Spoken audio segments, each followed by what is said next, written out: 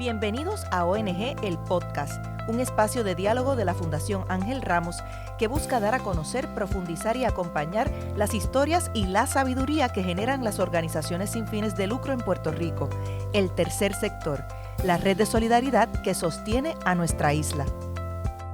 Bienvenidos al tercer episodio de la tercera temporada de ONG El Podcast, un espacio de conversaciones urgentes para pensar el país. Soy Tatiana Pérez Rivera, su anfitriona. Recordatorio, ahora no solo puedes escuchar nuestros podcasts en todas las plataformas, sino que además podemos vernos en nuestro canal de YouTube. Tú decides cuándo, cómo, a tu tiempo y en tu tiempo escuchas nuestro contenido. El tema que hoy nos convoca es uno de los asuntos que más debates y tensiones políticas ha generado en los pasados años, el lugar de la ciencia en la sociedad y el modo en que cada país le otorga a la ciencia un espacio incide no solo en la política pública, sino en el bienestar de la ciudadanía. Hay quienes miran con sospecha y hasta pueden rechazar todo lo relacionado al conocimiento científico, mientras que otros intentan defenderlo, divulgarlo y potenciarlo como la herramienta de transformación que ha sido a lo largo de los años. Parece un tema muy amplio. Sin embargo, este es el día a día de las organizaciones sin fines de lucro que, más allá de cualquier obstáculo o debate, continúan procurando ampliar el acceso al conocimiento y a las herramientas que la ciencia provee para que estén al servicio de la comunidad y en función de la educación. Una de las instituciones más relevantes en la divulgación científica en nuestra isla es Ciencia Puerto Rico, una entidad pionera que ya cuenta con 20 años de experiencia ininterrumpida y expande sus esfuerzos a través de la creación y el fortalecimiento de redes de colaboración. Ciencia. ¿Qué te viene a la mente cuando escuchas esa palabra? Acabamos de grabar un episodio súper interesante sobre el tema que estoy segura que te va a llevar a pensar distinto sobre esta materia. Ana Teresa, para los despistados, ¿qué no deben perderse de este episodio? Pues la verdad es que yo estuve escuchando el episodio sentada y como bien dice Javier del Valle, nuestro director técnico, estuve con los ojos abiertos, bien atenta, como si estuviera tomando una clase de esas bien fascinantes que te entusiasman un montón.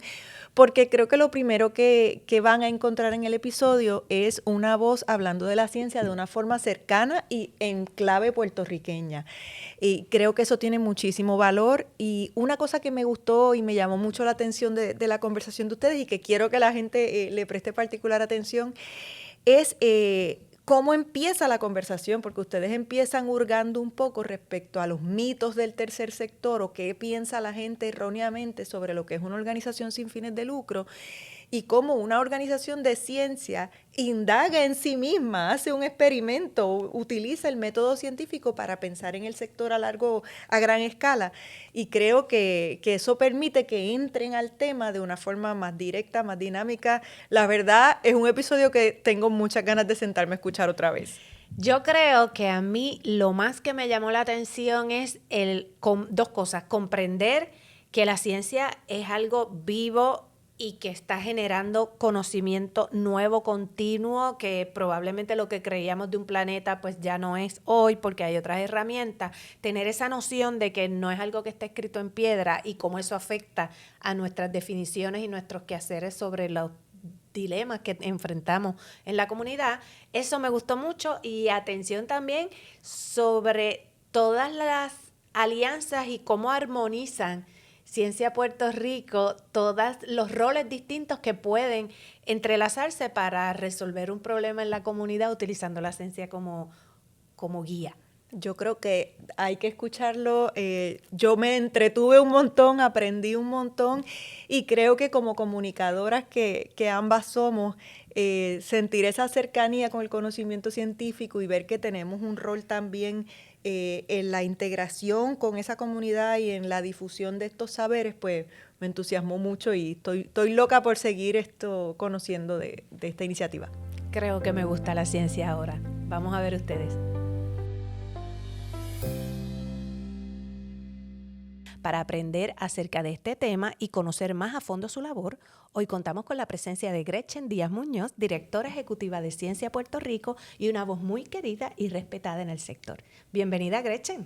Bueno, muchas gracias por tenerme aquí, por esta oportunidad. Vamos a hablar, Gretchen. Antes de comenzar a hablar de todo lo que la ciencia provoca, creo que es justo hablar, como llevan 2 décadas ininterrumpidas de labor, sobre los mitos que genera la labor del tercer sector. ¿Qué piensa la gente cuando mencionan esa palabra, organización sin fines de lucro, tercer sector?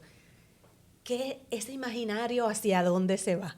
Pues mira, la experiencia que yo he tenido y algunos de mis compañeros es que cuando hablamos de una organización sin fines de lucro significa solamente caridad, todo tiene que ser gratuito, no hay una organización como tal o una estructura, sino que es un grupo de personas con una causa y ya, que es una manera de comenzar las organizaciones y las organizaciones de base comunitaria. Pero no para llevar 20 años de labor. No, es necesario, es importante que la gente entienda que es necesario que una organización sin fines de lucro que quiere progresar y ser sostenible necesita una estructura, es como una empresa. Y mucha gente no lo ve de esa manera, pero en realidad se parece más a una empresa que a cualquier otra cosa en términos de cómo se debe estructurar y manejar. Y entonces, si vemos que tenemos un poquito desacertada la definición base de organización sin fines de lucro, ¿en qué momento se convierte en un reto para ustedes y cómo pueden sobrepasarlo? Sí, mira, por ejemplo, el hecho de que la mayoría de las personas piense que las organizaciones sin fines de lucro estamos allí solo para hacer un trabajo voluntariado, por ejemplo, hace pensar que pues una persona no puede tener un empleo dentro de una organización sin fines de lucro y por lo tanto esa organización no tiene que tener un presupuesto operacional como los tienen los negocios o otros tipos de entidades. Y es todo lejos, ¿verdad?, de la verdad. Entonces, ¿qué sucede? Muchos donantes o personas que se les pide donativos para muchas organizaciones sin fines de lucro tienen, ¿verdad?, vamos a decir, un rechazo o lo piensan mucho para donar porque piensan, pero ¿por qué yo tengo que donar si todo lo que ellos hacen nadie cobra dinero, los servicios son todos gratuitos? Pero la realidad es que para que una organización tenga, ¿verdad?, una sostenibilidad tiene que tener al menos un empleado, al menos uno. Tiene que tener voluntarios, tiene que tener internos. Los internos en Puerto Rico todos tienen que ser pagados, ¿verdad? Esto es una ley que existe también más reciente, donde ya tú no puedes tener internos que no le pagas. Así que las organizaciones tienen que costear unas operaciones, ¿verdad?, que van más allá, que es un componente en paralelo a lo programático, a la parte de los servicios. Y esas operaciones, si no se reciben donaciones para poderlas llevar a cabo, la parte programática no se puede llevar a cabo de igual manera. No digo que no se puede llevar a cabo porque siempre hay gente que va a poder... El alcance no es el mismo. El alcance no es el mismo y el alcance a través de los años, ¿verdad? Es porque ustedes no aspiran, una organización no aspira a que lo que hizo en el año 1 sea lo mismo que está haciendo en el año 5. Tiene que haber una evolución. Entonces, por ejemplo, las organizaciones sin fines de lucro, igual que, por ejemplo, un negocio, otro tipo de organización, tiene que tener una estrategia y tiene que desarrollarla y tiene que estudiar. Vamos a decir, nosotros no estudiamos un mercado, pero es lo mismo. Tienes que estudiar esa audiencia que tú quieres impactar, a la que le quieres llevar un servicio para poder llevar un buen servicio. Y para hacer todo ese tipo de cosas, tú necesitas fondos, necesitas gente estable, que tenga especializada. Eso es otra cosa. Por ejemplo, conocimiento especializado. Sí, y otra forma en que afecta es que, por ejemplo, cuando la gente no comprende que una organización sin fines de lucro tiene que tener un presupuesto justo, ¿verdad?, para hacer sus operaciones y su parte de servicio, piensan también que las personas que trabajan allí deben trabajar gratuito o por un salario que sea muy bajito. Y la realidad es que depende, o sea, hay gente que trabaja en las organizaciones sin fines de lucro con un salario mínimo, pero hay algunas personas que tienen unas especialidades y no hay ninguna razón por la cual esa persona tenga que trabajar por un salario por debajo de lo que ganan sus otros colegas en otras instituciones por ser parte del sector sin fines de lucro. Esa es una de las áreas que yo creo que más problema trae, porque realmente cuando tratamos de hacer una escala salarial en una organización sin fines de lucro, nosotros hicimos un estudio entre nuestras organizaciones, ¿verdad?, del ecosistema, para nosotros, para ayudarnos a Ciencia Puerto Rico a establecer nuestro esquema, y nos dimos cuenta que los salarios son bien bajos, sumamente bajos. Yo creo que eso tiene dos razones. Una, la percepción, ¿verdad?, sobre el sector sin fines de lucro. Yo he escuchado liderato de organizaciones decir, yo no le voy a pagar mucho a esta persona porque eso se ve mal. Yo creo que eso está incorrecto. Y segundo lugar, porque también ¿verdad?, lo que sucede es que las personas piensan que que todo lo que está, que no debe haber ninguna ganancia de dinero, pero no es ganancia, es a cambio de un servicio. El profesional está dando un servicio, pues cobra su dinero, se mantiene. Y es la profesionalización del servicio. Por ejemplo, hay otros grupos que solamente se manejan de voluntarios. Ciencia Puerto Rico fue un momento dado un movimiento solo de voluntarios. Nosotros hacíamos parte del trabajo que yo hago actualmente, pero lo que hacemos cuando ya tenemos un empleado es que profesionalizamos ese trabajo y garantizamos que los servicios lleguen de manera correcta, ¿verdad? Entonces, creo que es importante, ¿verdad?, educar al pueblo. Yo creo que parte de esto viene también de que históricamente en todos los países del mundo ha habido sin fines de lucro que han hecho quizás cosas que no se deben hacer. Hay gente que crea sin fines de lucro para propósitos que no son apropiados y eso crea desconfianza. Y todas las organizaciones, de igual manera que piden donativos, tienen que tener también sus presupuestos ordenados. Tienen que llenar planillas, tienen que hacer todo lo que hace un negocio. Por eso es que es importante, ¿verdad?, que podamos tener esa sostenibilidad en la organización. Esa transparencia es la llave y la divulgación de la labor que hacen podría ser la llave de poco a poco seguir insistiendo hasta que se cambie la percepción sobre lo que es la importancia y la precisión de la labor de algunas organizaciones sin fines de lucro. Y algo que también incide, ¿verdad?, que afecta este pensamiento es que anteriormente eso ha mejorado muchísimo, pero el mundo filantrópico en Puerto Rico es pequeño, ¿verdad?, en relación con otras áreas. Y antes, por ejemplo, yo sé que organizaciones como Ángel Ramos ya lo entendieron, pero muchas organizaciones que daban dinero a organizaciones sin fines de lucro no te permitían pagar un salario o pagar los gastos administrativos. Y la realidad es que a la hora de la verdad, ¿quién hace el trabajo? Además, hay que invertir en las personas. O sea, si queremos que las personas no migren de Puerto Rico, tenemos que darle trabajo digno. Y uno de los trabajos más dignos que uno puede tener es en una organización sin fines de lucro, te lo puedo asegurar. Pero hay otro aspecto que te quería mencionar, que yo creo que también incide en por qué pasa esto. Las organizaciones sin fines de lucro, el tercer sector, está dominado por las mujeres. Uh-huh. La mayoría está liderado por mujeres y yo no creo que es una casualidad, que es un sector que tiene ingresos bajos de salario. Igual que pasa con la educación, igual que pasa, por ejemplo, con la enfermería. Son profesiones que han sido dominadas por mujeres y siempre se han visto como profesiones de cuidado, ¿verdad? Y las organizaciones sin fines de lucro se perciben, ¿verdad?, como organizaciones de cierto cuidado. Del rol femenino. Claro. Y entonces yo no creo que es casualidad que eso pase en el sector sin fines de lucro. Yo creo que si el sector hubiera sido dominado por hombres desde un principio, los salarios fueran un poquito más altos. Hay que repensar, sin duda alguna, hay que repensar esto, más que nada para propiciar que se continúe la labor en distintas organizaciones, sobre todo cuando las fuentes de financiamiento empiezan a colapsar en distintos lugares. Hay que entender la labor que se hace en las organizaciones sin fines de lucro. Dime qué hace Ciencia Puerto Rico. Vamos a empezar por ahí. Bueno, mira, Ciencia Puerto Rico ha tenido una evolución. Comenzó primero que nada en el 2006, ya hace 20 años, con una necesidad de personas que nos habíamos ido de Puerto Rico y queríamos mantener lazos con Puerto Rico y estábamos buscando una solución. Y en ese momento, y me gusta mencionarlo porque ahora una red social es la cosa más normal del mundo, pero en el 2006 ni siquiera Facebook se conocía muy bien.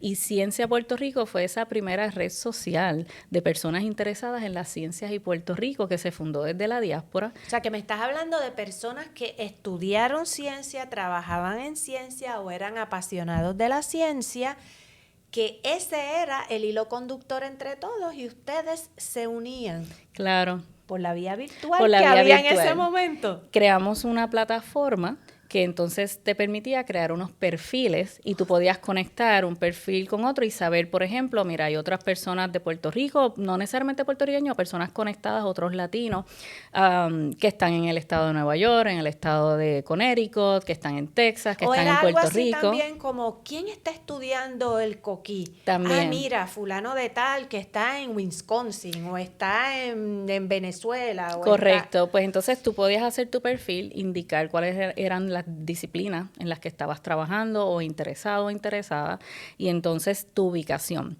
Entonces, ahí empezamos con esa plataforma. No es absolutamente nada de lo que puedes ver ahora en cienciapr.org, pero en ese principio, con un trabajo voluntario por nuestro fundador, el doctor Daniel Colón Ramos, se comenzó esa página y entonces ese era el punto de contacto. Obviamente también se encontraban en conferencias, ¿verdad? Conferencias científicas, y ahí aprovechaban para verse de manera personal, pero empezamos a crecer esa red y empezó con decenas de personas. Luego se fue acumulando, se fue regando la voz todos estos años. Actualmente ya somos casi 18,000 personas, y entre toda esa red hay personas que de alguna manera u otra tienen una conexión con Puerto Rico, ya sea que estudiaron aquí o son puertorriqueños que viven en Puerto Rico, en Estados Unidos y en otros países. Y yo creo que lo más importante que ha pasado con Ciencia Puerto Rico, y al punto de tu pregunta de qué es lo que hace, ¿verdad? Ciencia Puerto Rico empezó así y actualmente hemos reafirmado en nuestro nuevo plan estratégico, que lo vamos a estar acabando de anunciar pronto, es que nuestra misión es la de conectar a esa red de científicos, pero no solo científicos, educadores, miembros de la comunidad que interesan de alguna manera beneficiarse o entender la ciencia, ¿verdad? ¿Al servicio de quién? Al servicio de ellos, de la comunidad como tal, de la sociedad, que era lo que estabas hablando en un principio, y poder entonces crear vías colaborativas entre todos ellos para poder entonces utilizar la ciencia, aplicarla para el beneficio de poder resolver problemas apremiantes en Puerto Rico. O sea, que este conocimiento no se va a quedar ni en el laboratorio ni en el salón de clase. Aquí esto se va a vincular con las personas también de la comunidad. Hay un problema, vamos a estudiarlo, quién es la persona que mejor nos puede arrojar luz sobre esto, y de esta manera presentar respuestas educadas y reales con lo que realmente sucede en la comunidad. Y ha sido parte de la evolución de Ciencia Puerto Rico, porque si bien comenzó con un grupo más nutrido de profesionales en el área de la ciencia, fue ese mismo grupo el que poco a poco fue trayendo a la mesa cuáles eran las necesidades, las carencias dentro de que afectaban el desarrollo de la ciencia en Puerto Rico. Y obviamente una de ellas es esa desconexión entre las comunidades y la ciencia, el entendimiento de las personas común y corriente sobre por qué la ciencia es importante y cómo le beneficia. Y una de las cosas que nosotros, ¿verdad?, hemos entendido y que queremos llevar con nuestro nuevo plan estratégico sobre todo, es que la ciencia no se desarrolla solo en las instituciones. Yo creo que es importante romper esa jerarquía y esa barrera. O sea, la ciencia y los saberes no vienen solo de instituciones, también pueden venir de los individuos y de las comunidades. Y la ciencia mientras se mantenga en una institución, va a perder ese conocimiento y esos saberes de las comunidades. Entonces, lo que está proponiendo Ciencia Puerto Rico es: vamos a tener mejores resultados si hacemos, ¿verdad? Y esto no lo hace solo Ciencia Puerto Rico. Y nosotros lo que estamos tratando ahora es de más intencionadamente hacer que esas vías colaborativas entre esa comunidad, entre el científico, entre el educador, entre el estudiante, se abran para que co-creen juntos, para que trabajen juntos en las soluciones que estamos buscando. Pero Gretchen, ¿sabes qué? Ahora pensándolo, en el COVID, en ese periodo de pandemia, es un ejemplo de la ciencia colaborativa, porque cuando no había mucho presupuesto, la ciencia comunitaria, el procedimiento contando con la comunidad y la divulgación en las comunidades salvó vidas. Claro que sí. Y de hecho, qué bueno que lo mencionas, porque la pandemia, en mi opinión, para nosotros en Ciencia Puerto Rico fue lo que nos probó lo que habíamos logrado a través de los años en ese momento. En el 2020, cuando empieza la pandemia, mucha de la información que se publicó y que se utilizó, muchos de los científicos que escuchaste en la radio, que estuvieron en los medios periodísticos, eran parte de la red de Ciencia Puerto Rico. O Ciencia Puerto Rico ayudó a facilitar, traer a esas personas, y eso habla mucho porque fue bueno darse cuenta que teníamos una comunidad científica ya organizada para cuando llegó ese momento. Puerto Rico estuvo de avanzada en comparación con otros territorios y áreas de Estados Unidos en cuestión de lo que se hizo para el COVID. Quizás mucha gente no lo percibe de esa manera, pero sí fue. Y una de las razones era porque la comunidad científica puertorriqueña sí tiene una estructura, sí tiene unas maneras de comunicarse que han sido efectivas. Y Ciencia Puerto Rico es una de esas maneras, ¿verdad?, de poder poder converger y de poder hacer algo para las comunidades y al servicio de todo. Sobre todo porque si tú no llevas el conocimiento del experto y que el experto entienda la duda de quien no tiene su conocimiento, dejamos ahí un espacio en blanco para que eso es para fermentar ahí cuanta teoría de conspiración Todo puede existir. pasar. Sí, mira, y algo que quería mencionarte sobre eso es que nosotros, no sé si tú recuerdas en la escuela cuando te enseñaban el método científico, Oh, Dios. ¿verdad? Siempre te lo enseñan bien metódicamente, son unos pasos.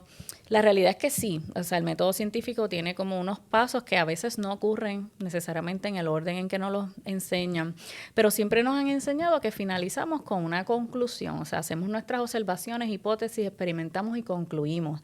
Yo creo que eso ha sido un error a través de la historia de la humanidad porque creo que el método científico debe terminar en la divulgación y nunca nos los han enseñado de esa manera. Entonces, no es extraño pensar que la carrera científica, el que se prepara como científico formalmente, piensa que su trabajo terminó cuando hizo sus conclusiones o que simplemente lo tiene que comunicar a su gremio, ¿verdad? A sus grupos.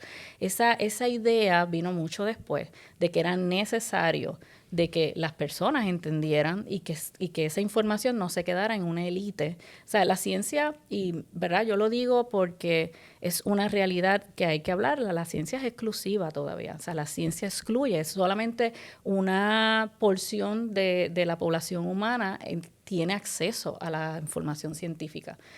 Entonces, nosotros queremos romper esas barreras, no queremos que la ciencia sea exclusiva, tanto para estudiarla como para entenderla y vivirla, ¿no? Y entonces, en ese tiempo de la pandemia nos dimos cuenta también de que realmente, o sea, cuando llegan esos momentos es que te das cuenta de todo lo que no se ha hecho. Cuando tú empiezas a ver todo el desconocimiento, las teorías de conspiración o toda esa cosa, que no es que invalidemos lo que las personas piensan, pero ahí nos damos cuenta de que se necesita más literacia científica. El vacío. Que hay unos vacíos que llenar. Y que definitivamente tiene que ver si no mucho, los llena la ciencia, los va a llenar el que no sabe ciencia. El que no sabe de ciencia. Definitivo. Así que yo opino, por ejemplo, y opinamos en Ciencia Puerto Rico, que es importante, por eso hacemos el trabajo que hacemos de divulgación. Nuestra compañera Mónica Feliu Mojer, que es una experta en el área de divulgación científica, y nuestro equipo, hemos hecho diferentes esfuerzos de divulgación, pero siempre también hemos tenido una distinción. Y no es solo divulgar, es también cómo lo haces, ¿verdad? Y en el caso de Ciencia Puerto Rico, una cosa que está como en el ADN de Ciencia Puerto Rico es la educación y la divulgación culturalmente relevante. Nosotros cuando empezamos a hablar de ciencia, no era hablar de ciencia simplemente, era hablar de la ciencia y cómo en eso... tu idioma. Claro, en arroz y habichuela. De hecho, la primera publicación de Ciencia Puerto Rico fue un libro que se usó mucho en las escuelas, se hizo 2 ediciones y se llamaba el libro Ciencia Boricua. Era un libro que decíamos la ciencia explicada, ¿verdad?, por el científico Puertorro. Y entonces tenía unas antologías de ensayos donde un grupo de voluntarios de científicos de la red, ante un llamado nuestro, escribieron sus ensayos, los publicamos en un libro, se usó en las escuelas, hicimos guías para los maestros, se usó en todos lados. Pero fue la primera vez que un grupo de científicos puertorriqueños hizo una publicación de ese tipo para, ¿verdad?, el público no experto. Y ahí nos dimos cuenta de que estaba esa necesidad y que la gente estaba dispuesta y receptiva a recibir esa información. Entonces, para nosotros la receta ha sido no solo comunicar ciencia, sino siempre llevar con nosotros la relevancia cultural. Pensamos que la gente atiende más y conecta más con lo que uno dice cuando ellos pueden entender cómo eso conecta con sus vidas. ¿De qué otra manera se va a implantar, por ejemplo, la salud comunitaria si no es hablando como habla la comunidad? Definitivamente, definitivamente. Y también es importante, es algo que nosotros hemos estado haciendo con algunos de nuestros proyectos, que la comunicación no sea en una sola dirección. O sea, es importante para que haya un apoderamiento de los individuos con la información científica y para que la puedan usar en su beneficio, tiene que poder recibir información, tiene que poder también generar conocimiento, tiene que poder participar. Y ahí es donde entra, ¿verdad? Hay varias organizaciones en Puerto Rico, incluyendo Ciencia Puerto Rico, que hacemos ciencia participativa, que no es otra cosa que hacer que las personas, no solo los científicos, ¿verdad?, los estudiantes en las escuelas, pero los miembros de la comunidad en general, puedan ser parte del proceso de la ciencia, que puedan apoderarse de la ciencia y utilizarla en su beneficio. Ahorita hablamos de los mitos relacionados al tercer sector, pero hay múltiples mitos relacionados al conocimiento científico, sobre todo, pensando yo acá, ¿verdad? El mío, uno suele pensar que la ciencia es exacta y que eso no cambia y está escrito en piedra. Entonces, la divulgación científica después te presenta lo que sí está escrito en piedra, pero lo que no, porque somos seres humanos cambiantes. Claro que sí. La ciencia es metódica y tiene unos procesos. Y es importante, creo que relacionado a lo que estás hablando, es importante mencionar que la ciencia tiene un rigor. El método científico dirige ese rigor, pero ese rigor de la ciencia tiene que ser, de lo que habla es de la reproducibilidad. O sea, para que nosotros digamos y comuniquemos al público y a la ciencia en general que algo es de una manera, ¿verdad? Explicar un fenómeno natural es porque es una observación y una experimentación que se puede replicar, que se puede repetir.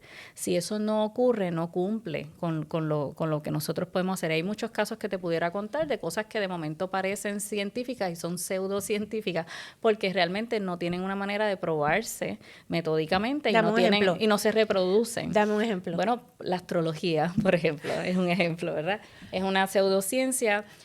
Yo no tengo problema ¿verdad? Con quien quiera utilizar la astrología. Sí tengo un problema con que en los medios de comunicación haya sesiones de astrología y no de ciencia, con eso sí.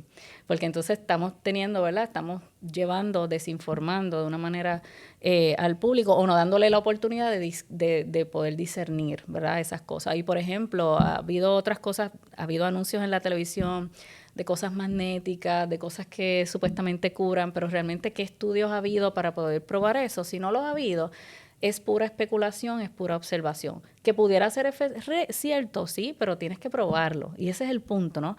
O sea, la ciencia tiene que replicarse, tiene que poder, lo que tú experimentaste, tiene que poder otro científico en Europa hacer lo mismo que tú hiciste y poder tener el mismo resultado. Si no, entonces no es correcto, ¿verdad? No podemos llegar a la misma conclusión. Eso no significa que no hay diversas corrientes en la ciencia, ¿verdad? Por ejemplo, hay gente que ha hecho unos experimentos y dicen una cosa, y hay gente que ha hecho otros experimentos de lo mismo relacionado y dicen otra, pero cuando tú vienes a ver en profundidad, las metodologías son distintas, las variables, lo que está pasando es distinto, el contexto es distinto, y eso también es importante. Te voy a preguntar del impacto de los programas a corto y a largo plazo, pero quiero ponerlo en el contexto de dime algo que la gente ni se imagine que es ciencia y lo utilice a diario o sea parte de su diario vivir y no lo contemplan de esa manera de cuál entrelazado estamos con la ciencia. Mira, hay muchos ejemplos. Te puedo mencionar, por ejemplo, inclusive el cuento. El cuento. De hecho, cuando hacemos un cuento, la palabra cuento viene de una palabra en latín de cómputo, algo por ahí, ya no me acuerdo, no lo voy a decir cómo no es, pero el cuento tiene que ver con contar, es matemática. Y básicamente... Jamás hubiese pensado en matemática. Si buscas literatura antigua y más clásica, más bien clásica, tiene patrones y los patrones son unas matemáticas, ¿no?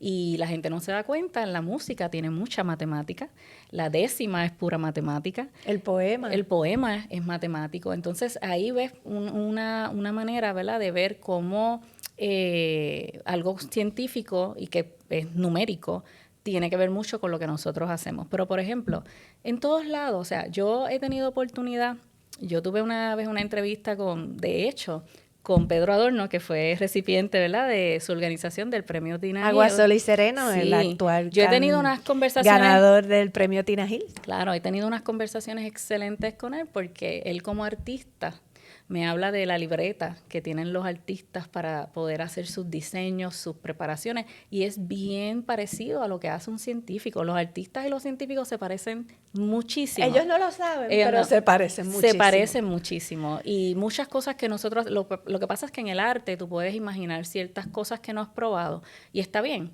Esa es parte también de nutrir nuestra vida. En el arte tú puedes imaginar otras cosas que no necesariamente la ciencia puede explicar. Y algo, a tu pregunta de la exactitud de la ciencia, es bien importante que la gente sepa algo. La ciencia no lo puede explicar todo, no pretende explicarlo todo, y la ciencia misma lo sabe. O sea, inclusive hay ecuaciones matemáticas que te explican, que ya han explicado, que la ciencia no va a poder explicar todos los fenómenos. Trata de explicarlos, pero no tiene la solución a todos los fenómenos. Así que eso es bien importante. Para limitar las frustraciones. Sí, exacto. Dentro del laboratorio. Yo sé que hay gente que ha estado 20 años tratando de encontrar la solución a algo y eso es parte de, pero no por eso se tienen que quitar, ¿verdad?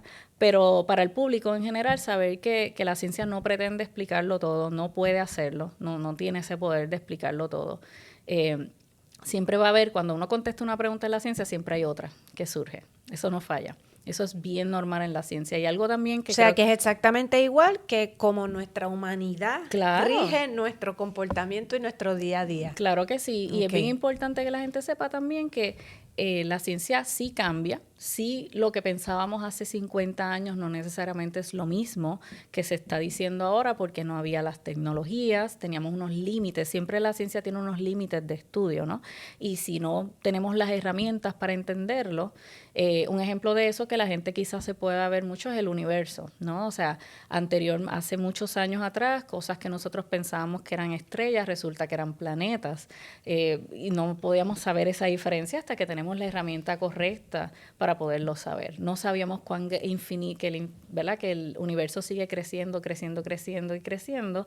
No lo podíamos saber hace muchos años atrás porque no teníamos las herramientas. Se hablaba de que había hoyos negros en el universo, pero nadie había podido tomar una foto y hace unos añitos atrás una mujer fue capaz de poder retratar un hoyo negro. Entonces, es bien importante que ese cambia de la ciencia es normal, es natural.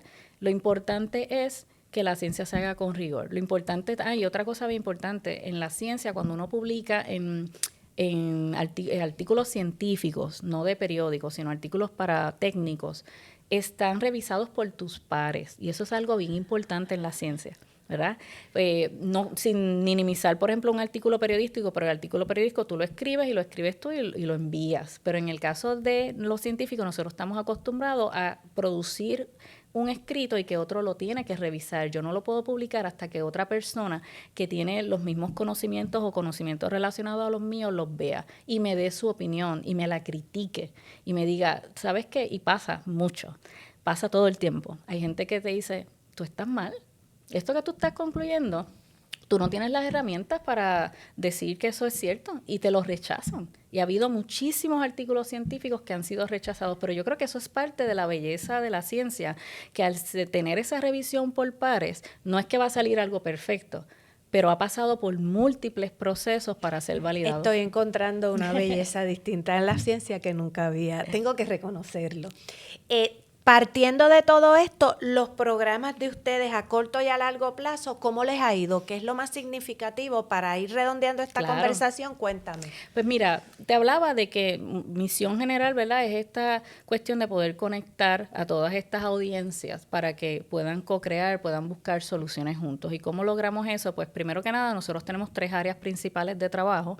Una de ellas es el área que le llamamos participación pública en la ciencia, que es la que atiende la divulgación científica, ¿verdad? Y la que atiende proyectos con líderes en las comunidades. Estamos trabajando actualmente en proyectos donde entrenamos líderes comunitarios para utilizar la metodología científica y lo que llamamos en buen español design thinking, ¿verdad? Para poder crear soluciones a sus problemas en sus comunidades. Esa es una. Tenemos un área que es el área de educación en ciencia, que atiende a maestros y a estudiantes en las áreas, ¿verdad?, de escolar. Y ahí tenemos programas dentro y fuera de las escuelas. Y el tercer área, nosotros le llamamos talento y liderazgo científico, que no es otra cosa que desarrollo profesional.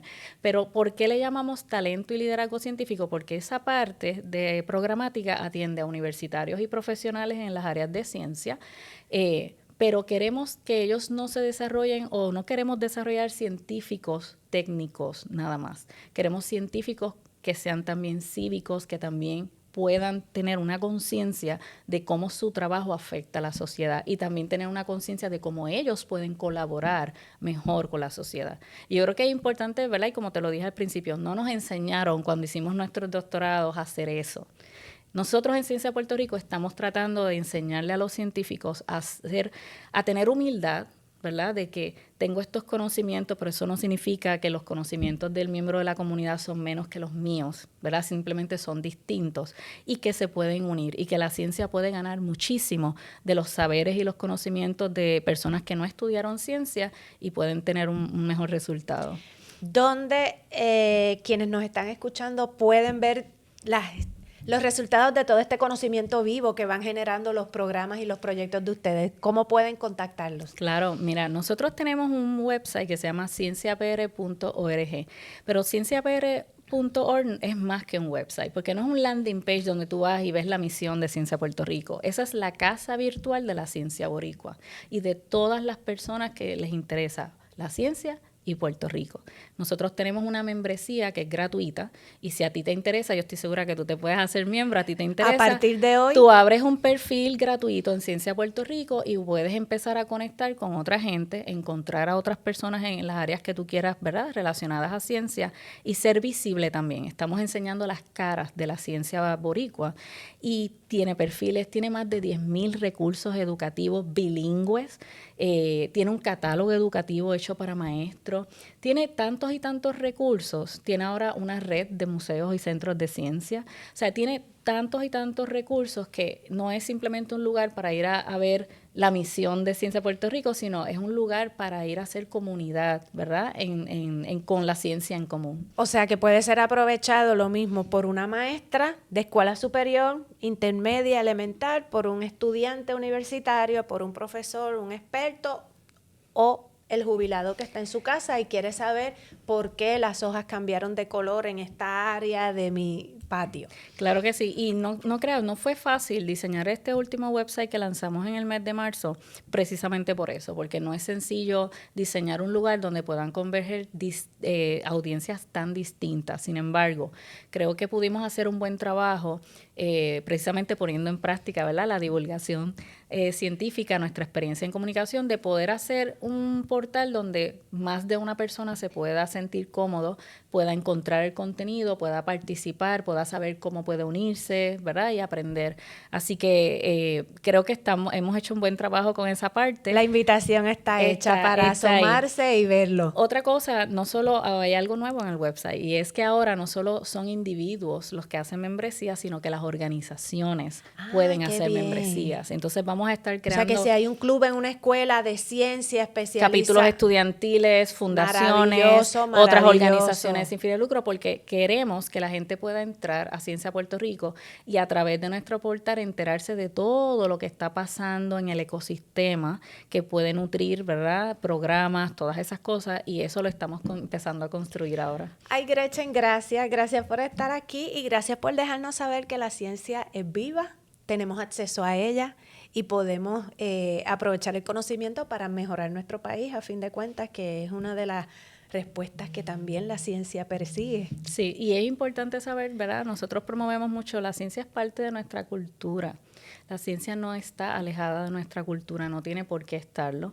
Si vas al website de Ciencia de Puerto Rico y nuestro logo es un coquitaíno y con un ADN entre medio, y entonces es precisamente con ese propósito, es la relevancia cultural, está ahí en primer plano, porque creemos que tiene que estar conectado al puertorriqueño, conectado a lo que ellos conocen, y en todo lo que hacemos, todo lo que publicamos tiene alguna relevancia con esa comunidad, con esa población, porque creemos que eso es importante, así que queremos seguir haciendo más de ese trabajo.